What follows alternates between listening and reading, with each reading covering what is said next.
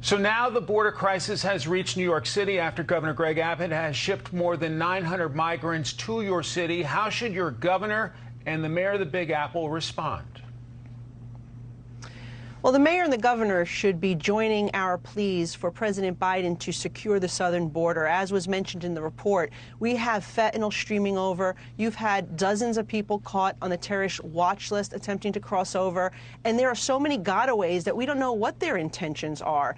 Now, we have a process in place. If people want to apply for asylum, they should be doing that. And they should also be remaining in Mexico waiting for their court dates, as was the policy under President Trump.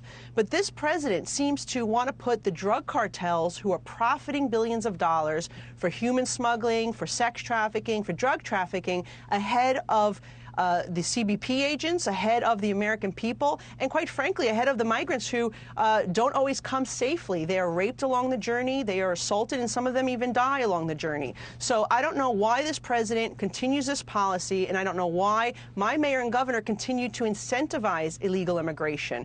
If you look at some of the incentives that they've put in place over the years, just this year alone, our governor, $220 million in our state budget to provide illegal immigrants with health care. They put $2 billion in last year's budget to give stimulus checks to those in the country illegally. Now, how is that fair to senior citizens who are struggling to pay their health care bills or for their medication? And how is it fair to those who didn't receive any type of stimulus payment, such as a single mother who earned $90,000 and has 3 kids?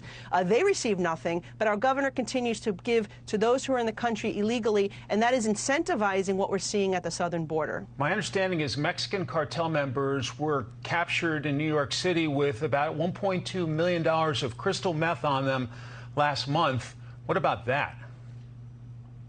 Yeah, that is also a really terrible situation and should be eye-opening for the people in New York to elect a new governor, because it's the governor's bail reform policy that is releasing people back onto the streets, including those individuals.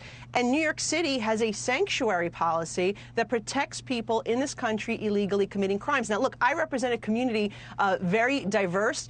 We have a large immigrant population, including my own parents. But they were never incentivized with, free hotel rooms that now the taxpayers are paying for, free college, free education, and also what you're seeing as the things that I mentioned before. They were never incentivized in this manner. They were only given the opportunity to come here and work hard. And I don't know why this mayor is rolling out the red carpet and offering to pay for people to be placed in hotel rooms when New Yorkers are really struggling right now with cost of living, with inflation. They're leaving our state in droves because they can't afford to live here, and now they want them to foot the bill for all these other expenses that the mayor and the governor are incentivizing. On the situation at the border in July, we have some numbers we can put on the screen. Nearly 200,000 border encounters, 199,976, 134,362 single adults. Do you understand the frustration border state governors, mayors, and fellow members of Congress are feeling?